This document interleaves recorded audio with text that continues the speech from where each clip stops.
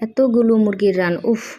Hello guys, welcome to Tasnim super blog. আজকে বানিয়ে নেব লেগ পিসের ললিপপ। তার জন্য আমি মাংসটাকে রেডি করে নিই। প্রথমে দিয়ে দিলাম আদা রসুন বাটা, তারপর দিলাম গরম মশলা, তারপর দিলাম লবণ, হলুদ মরিচের গুঁড়া, ধনিয়া গুঁড়া এবং সাথে দিয়ে দিলাম এক টুকরো লেবুর রস।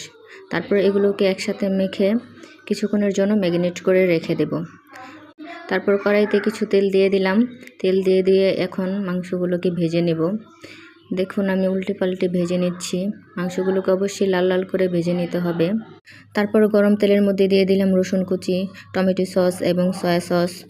এরপর মশলাগুলোকে একটু ভালো করে কষিয়ে নেব এবং ঝালের জন্য দিয়ে দিলাম কাঁচা লঙ্কা। যদি আপনারা বেশি ঝাল খেতে চান এর মধ্যে আরও মরিচ দিতে পারেন। এরপর মশলাগুলোর মধ্যে চিকেনগুলো ছেড়ে দিলাম। চিকেনগুলো ছেড়ে দিয়ে এবং নামিয়ে নিলাম। দেখুন দেখতেই কত লোভনীয় লাগছে। এর জন্য আমি ডেকোরেশনের জন্য দিয়ে দিলাম সাদা। যদি আপনাদের ভালো লাগে প্লিজ প্লিজ প্লিজ একটি লাইক করে দিবেন।